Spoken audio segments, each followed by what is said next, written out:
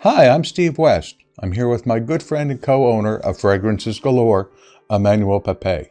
We're going to share with you a brief history of why we created Fragrances Galore. I first heard about Emmanuel from my son David, who was helping Kathy, my wife, and me get situated in our new home. David asked me if I'd seen the scary mafia-looking guy across the street.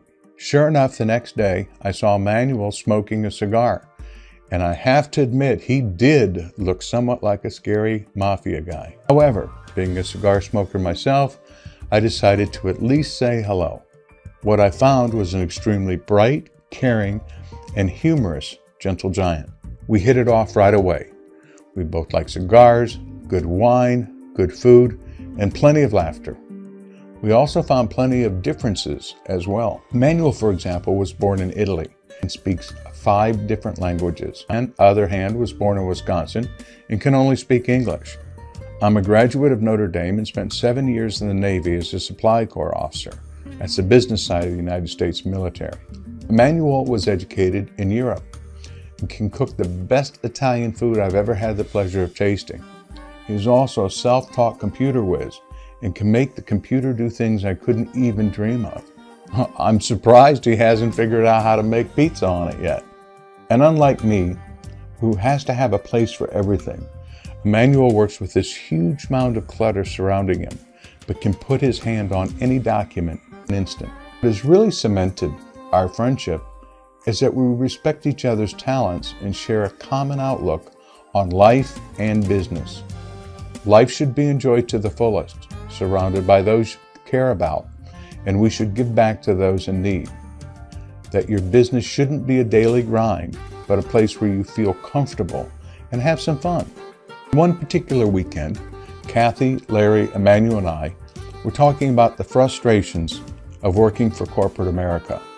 After a while, the topic drifted to what would be the ideal business, and we began to brainstorm about its requirements. This is what we came up with.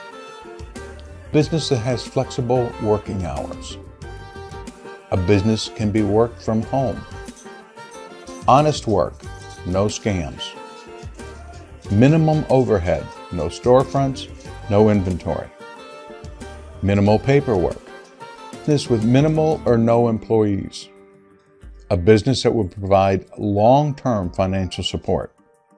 A business with no cold calls. A business that was easy to monitor. A business with good cash flow where you don't have to chase your money. Minimal startup costs. A business that can compound your efforts and rewards. A business with a great support system. Minimal physical labor. A business that can help others make money. A business that will give the opportunity to give back to the community. And finally, a business that will give you the time to enjoy family and friends. So, with our Can You Believe It 17 requirements and full of inspiration, we began to search for the ideal business. We looked online, we checked into business magazines, we checked out business shows, we spoke to everyone we could about businesses that would meet our requirements. Although we got responses that ranged from the extremely cynical to the very helpful, the general consensus was if we ever found such a business to let them know. Having searched for the ideal business for what seemed forever, we finally got our business break, but not the way we were expecting.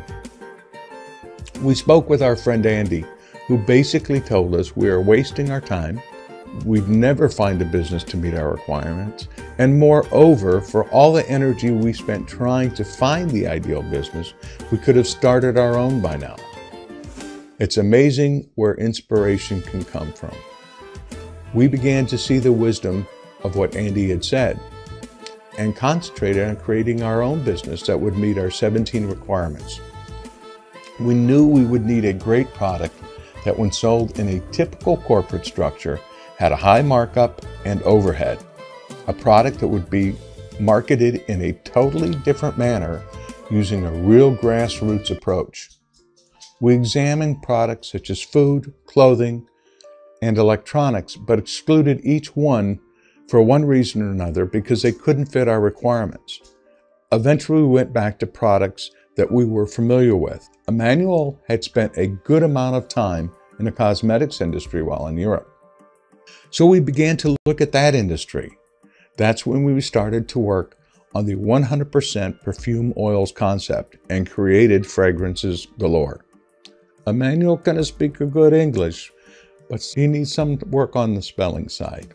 Not only does Fragrance Galore meet or exceed each of our business requirements, it's better for your skin than typical perfume watered down with alcohol. The scents last longer and it costs much less. Now that you've heard a brief history of the background of how Fragrances Galore was created, Emmanuel and I invite you to enjoy the product and the opportunity to grow with our family. Thank you so much for your time.